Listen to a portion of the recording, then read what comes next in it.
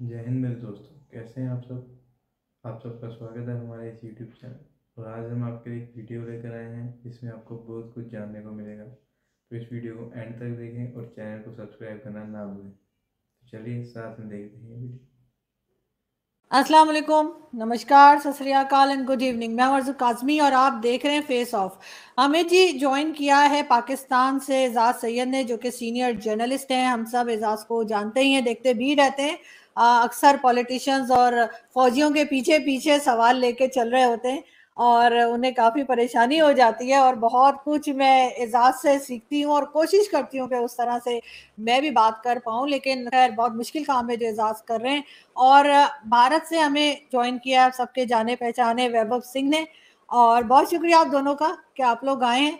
लेकिन मैं वैभव आपसे सबसे पहले ये पूछना चाहूंगी कि आपको लगता है कि सबसे पहले तो ये कि क्या हालत है पाकिस्तान की इस वक्त, जो सिचुएशन है वो आपको देखकर क्या लग रहा है कि कुछ ये ठीक कर पाएंगे कोई पॉलिटिशियंस, कोई स्टैब्लिशमेंट, और कोई लोग ऐसे नजर आ रहे हैं आपको पाकिस्तान में, चाहे वो फौज के हों, एजेंसीज के हों या पॉलिटिशियंस हों, जो भारत के साथ भी बातचीत और ट्रेड ओपन करने के लिए बात कर सके? देखिए, जहां तक है कि पाकिस्तान में क्या चल रहा है, ये तो आजाज भाई से बेहतर मैं नहीं बता सकता। तो मैं चाहता हूँ इस सवाल का जवाब वही दे, इसका जो ओपनिंग आंसर है। और जहां तक देखिए इंडिया के साथ ट्रेड और ये सारी बातें, देखिए जब तक वहां पाकिस्तान में चीजें स्टेबलाइज नहीं होंगी, इंडिया के साथ कोई भी मतलब मैं कहूंगा कि जो भी पेशरफ्त है या जो डेवलपमेंट है, जो ग्रोथ है, वो टॉक्स में वो बात आगे नहीं बढ़ सकती। बिकॉज इंडिया में सबसे ज्यादा जो कंफ्यूजन है वो ये है कि पाकिस्तान में आप बात करेंगे किससे। हम्म। आसिम मुनीर ने एज अ आर्मी चीफ अभी जाकर के खुद को एक्सर्ट करना शुरू किया है। He has started playing the role of army chief, the tough man, the man who calls the shots.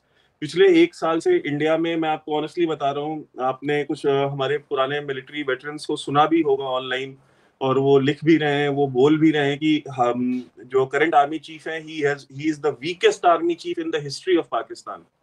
ये उनका ओपिनियन था, जस्ट बिकॉज उन्होंने जो इमरान खान की जो मनमानियां हैं पिछले एक साल से, या जब से उन्होंने टेक ओवर किया है, he hasn't stopped any of them. और इमरान खान को एक फ्री रन दिया है। जो इमरान खान की जो पॉलिटिकल पार्टी है, वो जो चाह रही है वो कर रही है, जो चाह रही है वो बोल रही है। और अगर 9 मई का वाकया हटा दें तो 8 मई तक Imran Khan was having a free ride.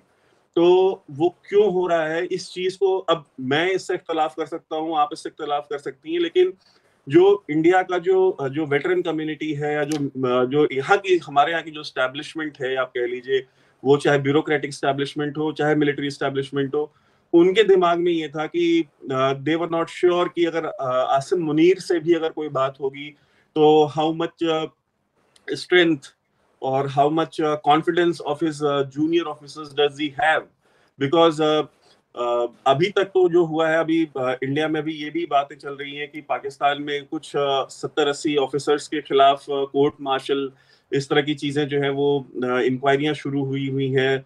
जो कहते हैं ईमानदार जजेस हैं, तो ईमानदार जो ऑफिसर्स हैं फौज के, उनको आइडेंटिफाई करके उनके खिलाफ कार्रवाई की जा रही है। तो इस तरह की सिचुएशन में इंडिया के साथ कोई भी बातचीत होना बहुत मुश्किल है। मैं बस एक चीज ये कहूंगा कि देखिए, जो भी आज की डेट में इमरान खान के साथ हो रहा है, मैंने आपके लास्ट प्रोग्राम में भी कहा था कि कोई पहली बार नहीं है कि पाकिस्तान में हो रहा है। अगर आप 1950s में चली जाएं, तो उस समय भी ख्वाजा नाजिमुद्दीन की जब हटाया गया, और बड़ी बेरहमी के साथ हटाया गया, उस तरह से किसी को नहीं हटाना चाहिए। और जब मोहम्मद अली बोगरा की को इंस्टॉल किया गया लिटरली नाजिमुद्दीन की जगह पे, तो उनकी 80 to 90% कैबिनेट जो ख्वाजा नाजिमुद्दीन के साथ बैठी हुई थी, वो मोहम्मद अली बोगरा के बगल में आके बैठ गई। इसी तरीके से आप देखिए, तो जब भुट्टो साहब की जो पीएनए की तहरीक में जो उनके जो सबसे क्लोज एलाइज थे, अब्दुल हफीज पीरजादा थे और कौसर नियाजी थे, जो कि उनके दाएं और बाईं ओर बैठे बैठे होते थे हर पीएनए की तहरीक में, हर प्रेस कॉन्फ्रेंस में, पब्लिक कहीं भी जाते थे वो रैलीज करते थे। वो सारे के सारे भुट्टो के मरने के बाद नहीं, भुट्टो के जीते जी, ये दोनों के दोनों शख्स, और मुमताज भुट्टो जो उनके कजिन थे, जुल्फिकार अली भुट्टो के, ये सारे के सारे जो है वो जाकर के जियाउल हक की कैबिनेट में बैठे हुए थे। तो 80 to 90% कैबिनेट यहाँ से भी उठ के उनके साथ चली गई, जियाउल हक के साथ। फिर आपने देखा कि किस तरीके से जब आईजीआई बनाई गई, तो आईजीआई के बाद जो जो उसका जो उसमें जिस तरह से पीएमएल-एन निकाली गई, और फिर हमने ये पास में भी बात की थी, और फिर एमक्यूएम को बना करके फिर एमक्यूएम एक दूसरी बनाई गई, और फिर इस तरह से जितने भी इस तरह के एक्सपेरिमेंट्स हैं ये किए गए और लोगों ने अपनी वफादारियां तब्दील की हैं। तो बेसिकली अभी जो हम इंडिया में या दिल्ली में बैठ के देख रहे हैं कि एक तो हिस्ट्री रिपीट हो रही है, और अभी जहांगीर तरीन साहब जो है नई पार्टी बना रहे हैं, उनके पार्टी के नाम डिस्कस हो रहे हैं कि उनकी पार्टी का नाम क्या होगा। तो ये जितने लोग पीटीआई से निकल रहे हैं, इनमें से कितने लोग एक्चुअली वहां पे अकोमोडेट किए जाएंगे जो इलेक्टेबल्स हैं और इस तरह के लोग हैं। और तो एक फाइनल पिक्चर क्या बनेगी, जब तक वो पिक्चर सामने नहीं आती तब तक इंडिया के साथ कोई भी मतलब इसमें पेशरफ्त मैं होते हुए नहीं देख रहा हूँ। बिल्कुल आप ठीक कह रहे हैं, लेकिन जैसा आपने कहा कि मैंने पाकिस्तान का सवाल आपसे क्यों किया, एजाज से करना चाहिए था, तो मेरा ख्याल है 2-3 लोग भारत में ऐसे हैं, जिसमें एक आप हैं वैभव, और इसके अलावा मेजर गौरव आर्या, कर्नल दानवीर सिंह, के जिनकी वीडियोस देखकर हम एज अ पाकिस्तानी हमें ज्यादा मालूमात होती है, क्योंकि हमसे भी ज्यादा आप लोगों ने पाकिस्तान को स्टडी करके रखा है। आई एम श्योर के एजाज भी इस बात से मुतफिक होंगे, लेकिन एजाज पाकिस्तान में नहीं, जी इस चीज में मैं एग्री नहीं करता। एजाज का एक्सपीरियंस और एजाज की नॉलेज के साथ मेरा कोई कंपैरिजन नहीं है। नहीं, मैं कंपेयर नहीं नहीं नहीं कर ऐसी रही, मैं बात बात नहीं, कह रही हूँ कि ऐसी आप बात लोगों का जो है वो बहुत ज्यादा नॉलेज है, और बिल्कुल एजाज और उमर चीमा जो शो करते हैं वो भी हम लोग जरूर देखते हैं, और उससे भी मैं बहुत खुद देखता मालूमात हूँ। होती है। जी बिल्कुल, और बल्कि बहुत से इंडियंस देखते हैं, और मुझे फिर मैसेजेस भी आते हैं एजाज के लिए, जो मैं उनको बता देती हूँ। तो एजाज मुझे ये बताइए कि सबसे पहले तो क्या चल रहा है सिचुएशन पाकिस्तान की, और किस तरफ को जा रहे हैं, कुछ बेहतरी की सूरत है, या यही हंगामा होता रहेगा कि कभी ये अरेस्ट हो रहा है, कभी वो अरेस्ट हो रहा है? और दूसरा वही जैसे मैंने कहा था कि क्या भारत के साथ कोई टर्म्स बेहतर होंगे? आप तो अभी भारत होकर भी आए हैं, और यकीनन वो भी हम आपसे पूछना चाहेंगे। बहुत शुक्रिया आरजू। मैं भारत में पूरे भारत के टेंड्योर में मैं सिर्फ एक जो हमारे मीडिया के दोस्त हैं उनके स्टूडियो में गया हूँ और उनको इंटरव्यू दिया है, और मैंने उनके इंटरव्यू में उन्हें बताया कि मुझे बहुत खुशी होती है कि आप पाकिस्तान को बहुत सारे पाकिस्तानियों से ज़्यादा बेहतर जानते हैं, और वो वैभव से, ठीक है। बिल्कुल। तो मुझे बड़ी खुशी होती है जब वैभव बात करते हैं, और बहुत बहुत अच्छी गुफ्तगू होती है इनकी, पाकिस्तान के बारे में बड़ी अच्छी अंडरस्टैंडिंग है। दूसरी बात यह है कि पाकिस्तान में इस वक्त जो मेरी अंडरस्टैंडिंग है उसके मुताबिक यही है कि इमरान खान जो प्रॉब्लम नंबर 1 थी, स्टेट के लिए वो प्रॉब्लम नंबर 1 बन गई हुई थी, खाली मिलिट्री के लिए स्टेट प्रॉब्लम नंबर 1 नहीं थी, वो गवर्नमेंट के लिए भी प्रॉब्लम नंबर 1 थी, वो बाकी जो इंस्टीट्यूशंस हैं उनके लिए भी प्रॉब्लम नंबर 1 थी। तो वो इमरान खान को कट टू साइज कर दिया गया है। अब 2 बातें इसमें 3 बड़ी इम्पॉर्टेंट हैं। सबसे पहले ये है कि क्या इमरान खान किसी हादसे की वजह से, किसी एक्सीडेंट की वजह से दोबारा कम बैक तो नहीं कर सकेंगे, एक। और अगर कम बैक वो करते हैं तो then this will be entirely different scenario. और अगर वो कम बैक नहीं करते, मौजूदा स्टेटस को जो है वो कंटिन्यू रहता है, तो फिर ये सिचुएशन हमारी बहुत डिफरेंट होगी, और बहुत डिफरेंट होती हुई नज़र आ रही है। वो डिफरेंट होती हुई नज़र ये आ रही है कि अपेरेंटली एक नई पॉलिटिकल पार्टी है वो बनने जा रही है। साथ ही साथ जो जो इलेक्शंस हैं जिनके बारे में पहले कोई डाउट था कि 8 अक्टूबर को होंगे, अक्टूबर ये जो आ रहा है उसमें होंगे या नहीं होंगे, वो डाउट या वो जो क्लाउड्स थे इलेक्शंस के ऊपर वो काफ़ी हद तक क्लियर होते हुए जा रहे हैं कि वो इलेक्शंस होंगे, क्योंकि अब कोई जस्टिफिकेशन रह नहीं गई। और अगर अक्टूबर से आगे बियॉन्ड जाते हैं तो that will be a constitutional violation.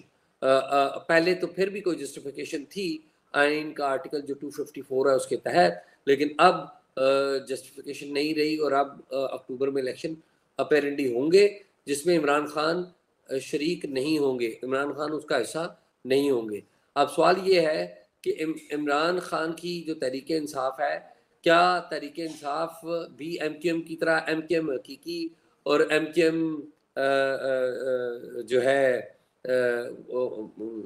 वो बनेगी, या मुतहदा पाकिस्तान मुतहदा कौमी मूवमेंट बनेगी? तो अब ये 2-3 चीज़ें देखने की हैं। बाकी जहाँ तक मिलिट्री की बात रह गई, मेरा ये ख्याल है कि आर्मी चीफ जो आसिम मुनीर हैं, हालिया सालों में अगर आप पिछले 2-3 आर्मी चीफ्स देखें, जनरल कियानी से शुरू करते हैं, जनरल कियानी और जनरल रहील शरीफ, और जनरल रहील शरीफ के बाद जनरल कमर बाजवा। रहील शरीफ के ऊपर कम, जनरल कियानी के ऊपर, जनरल बाजवा के ऊपर बड़ी तनकीद की इमरान खान साहब ने। तो रहील शरीफ तो खैर एज एन आर्मी चीफ को इतने एक्सपीरियंस्ड कोई जनरल नहीं थे, कोई ऐसे कोई बहुत बड़े जनरल नहीं थे, उनको उनके सिस्टम ने चलाया। आप अगर हालिया 3-4 आर्मी चीफ्स देखते हैं तो उनकी हालत ये थी कि वो कभी भी इमरान खान को कंट्रोल नहीं कर पाए, या अगर इमरान खान के साथ, या वो इमरान खान के साथ थे, और अगर इमरान खान से हटे तो इमरान खान ने उनको बहुत ज़्यादा जिसे कहते हैं डैमेज किया। तो आसिम मुनीर पहले आर्मी चीफ आए हैं जो उस वक्त आए हैं जब इमरान खान अपनी पूरी पावर में थे, अपने पूरे उनका मसल था, और इनके दौर में इमरान खान का को जो सारा स्ट्रक्चर है वो डिसमेंटल हो गया। तो मेरा ये ख्याल है कि जिस तरह वाइबुफ कह रहे थे ना कि अपेरेंटली इंडिया में एक इम्प्रेशन था कि जो आसिम मुनीर हैं वीकेस्ट आर्मी चीफ होंगे। मेरा ख्याल है कि अभी 9 मई के बाद तो वो मेरे ख्याल में सबसे पावरफुल आर्मी चीफ मुझे वही नजर आ रहे हैं। बिल्कुल सही वैभव, आपको लगता है कि जो एजाज कह रहे हैं क्या वही बात है? लेकिन साथ ये भी कि इमरान खान को बनाया भी तो आर्मी नहीं था, एजेंसीज ने ही बनाया था। तो वैभव आपको क्या लग रहा है कि फिर वो उनके काबू क्यों नहीं आ रहे थे, उनकी मर्जी से क्यों नहीं चल रहे थे? ना सिर्फ इमरान खान बल्कि जो भी पॉलिटिकल पार्टी या कोई किसी को भी जब लाई है एस्टेब्लिशमेंट, वो बाद में उनके काबू से बाहर हो गया है। उसकी क्या वजह हो सकती है? देखिए, एक बात तो मैं सवाल मेरा है अजाज से कि 2011 के बाद खान साहब की जितनी भी ये जलसे जुलूस होते थे, उसमें ये जो गाड़ियों में भर भर के लोग आते थे, उन बसों में तेल कौन भरवाता था? किसका फोन जाता था कि उस पेट्रोल पंप मालिकान को कि इनकी गाड़ियों में तेल भर दें आप? ठीक है, क्या ये काम आईएसआई के सेक्टर कमांडर्स और आईएसआई के चीफ्स नहीं करते थे? जहीरुल इस्लाम ने मतलब जो काम किए, क्या वो किसी से ढके छुपे हैं? अब तो मतलब जिनके सामने वो बात की, उन्होंने भी आकर के सामने कह दिया कि हाँ, हमको इनका फोन आया था और इन्होंने हमें मजबूर किया था इन चीजों के लिए। वो प्राइम मिनिस्टर ऑफिस में बैठ के उनकी इतनी हिम्मत थी कि एक आईएसआई चीफ प्राइम मिनिस्टर के ऑफिस में बैठ के बोलता है कि आप यू स्टेप डाउन। ठीक है, तो ये देखिए, इमरान खान के सामने इमरान खान ने क्या रहील शरीफ को सर्विस में रहते हुए गाली दी? क्या जनरल कियानी को सर्विस में रहते हुए गाली दी? क्या बाजवा को सर्विस में रहते गाली दी, जो बाजवा एनिमी नंबर 1 है? बाजवा जिस दिन रिटायर हुए हैं अगले दिन से वो उनको गालियां देनी, उससे पहले तो ठीक है वो ढके छुपे अल्फाज में मीर सादिक, मीर जाफर करते रहते थे आर्मी चीफ के बारे में, लेकिन उन्होंने, और जब भी उनसे पूछा था कहते नहीं, मैं उनको थोड़ी कह रहा हूं, मैं तो ये शरीफ और जरदारी को बोलता हूं, मैं तो आर्मी चीफ को बोलता नहीं हूं। ठीक है, तो भाई मुनाफिकत में तो इमरान खान का हाथ कोई नहीं पकड़ सकता ना। तो अब वो तो ये सारी बातें करते रहे, तो उनको जो सपोर्ट बिहाइंड द सीन मिलता रहा है हमेशा से, जो इंस्टीट्यूशनल सपोर्ट है, चाहे वो आईएसआई का, अगर आप या तो ये कहें कि आईएसआई अलग है, फौज अलग है, आईएसआई अपनी मनमानी करती है और वो फौज के ताबे नहीं है, तब मैं मान लेता हूं कि हाँ, आर्मी चीफ की, या ये कहे कि क्या कियानी और रहील शरीफ की मर्जी के बिना आईएसआई चीफ की इतनी हिम्मत थी?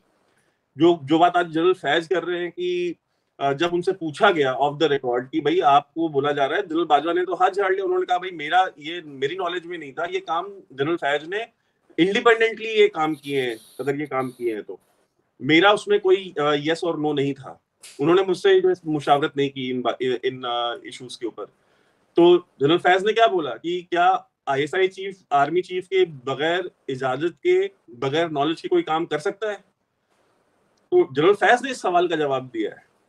तो मुझे अजाज ये बताएं कि क्या अभी तक जो इंस्टीट्यूशनल सपोर्ट 2011 के बाद मिली इमरान खान को, वो सर्विंग आर्मी चीफ्स की मर्जी के बिना मिली थी? ऑफ कोर्स वैभव, जो सपोर्ट मिली थी इसमें तो कोई डाउट नहीं है कि वो तो मिलिट्री ने दी थी और हमारी इंटेलिजेंस सर्विसेज ने इमरान खान को दी थी, इसमें तो कोई सेकंड ओपिनियन नहीं है। लेकिन प्रॉब्लम क्या हुआ? प्रॉब्लम ये हुआ कि वो जो सपोर्ट थी, वो सपोर्ट जो बेस था, इमरान खान ने वहाँ पे भी इन रोड्स बनाने की कोशिश की। आप देखिए कि पाकिस्तान में फॉर द हिस्ट्री में फॉर द फर्स्ट टाइम हुआ कि जो वेटरन्स हैं वो बाहर निकल के आए, एक वेटरन्स का एक ग्रुप बाहर निकल के आया और उसने आके एक पॉलिटिकल पार्टी यानी कि इमरान खान की जो पॉलिटिकल पार्टी है उसको सपोर्ट किया। फॉर द फर्स्ट टाइम इस तरह जनरल अली हुआ कुली कि ये खान। वेटरन्स, जी जी जी जी, जनरल अली कुली खान, जनरल आसिफ यासीन मलिक और बहुत सारे लोग थे।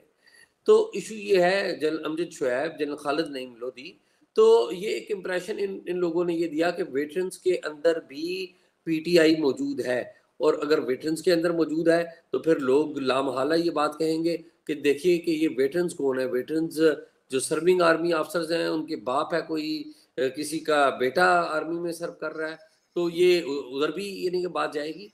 तो ये बातें हुई, ये जो इमरान खान का फिनोमेना था वो बड़ा स्ट्रॉन्ग था। इसने जो हमारे रिलीजियस लीडर्स हैं उनसे रिलीजियस कॉन्स्टिट्यूएंसी छीनने की कोशिश की, जो हमारी मिलिट्री स्टैब्लिशमेंट है, मिलिट्री स्टैब्लिशमेंट के बेस को डैमेज करने की कोशिश की। ये ऐसा हुआ, लेकिन आप देखिए ना कि वो सब कुछ तो होता रहा, वो टॉलरेट होता रहा, सब कुछ होता रहा, लेकिन जब 9 मई हुआ तो उसके बाद तो आप देख लीजिए कि फिर क्या हुआ, कि जब आपने वायलेंस किया, जब आपने लॉ आप कानून अपने हाथ में लिया, तो फिर सबने रिस्पॉन्ड किया। गवर्नमेंट भी थी उसमें, इंटेलिजेंस सर्विसेज भी थी, फौज भी थी, सबने रिस्पॉन्स किया। और आप देखिए कि इमरान खान किधर खड़े हैं, इमरान खान के साथ कोई भी बड़ा जो पॉलिटिकल लीडर है वो तस्वीर बनाने के लिए आज तैयार नहीं है, इमरान खान को सपोर्ट करने के लिए तैयार नहीं है। तो बाकी तो सारी बातें हैं ना। लेकिन एजाज रोका क्यों नहीं गया? जो कुछ हो रहा था 9 मई को, उसको रोकने की कोशिश नहीं की गई, होने दिया वो गया, सब कुछ होने के बाद वो बोला गया। इसलिए वो आरज़ू, मेरा मेरा ये मेरा ख्याल ये है कि रोका इसलिए नहीं गया कि शायद वो एक्सपेक्ट नहीं कर रहे थे कि इतना बढ़ जाएगा। और दूसरी बात ये है कि उनको इस बात का भी इल्म था कि अगर हम लोगों के ऊपर फायर खोलेंगे तो that will not give a good impression of Pakistan army. तो ये मेरे ख्याल में अच्छा काम किया गया अगर नहीं रोका गया। अगर आप जरा सोचिए ना कि रोकते वो और वो फायर कर देते, आर्मी हमारी फायर कर देती, तो इस मुल्क में लाशें गिर जाती, तो फिर किसके ऊपर ब्लेम आता? हमारी फौज के ऊपर, पाकिस्तान फौज के ऊपर आता, अल्टीमेटली उसी के ऊपर आता। तो उन्होंने मेरे ख्याल में ठीक किया कि अगर नहीं उन्होंने फायर किया, कीमती जानें थी उनको बचाया। तो दोस्तों, आशा करता हूँ कि ये वीडियो आपको अच्छा लगा होगा। अगर अच्छा लगा हो तो वीडियो को प्लीज़ लाइक कीजिए, और अगर चैनल पर नए हैं तो चैनल को प्लीज़ सब्सक्राइब कीजिए।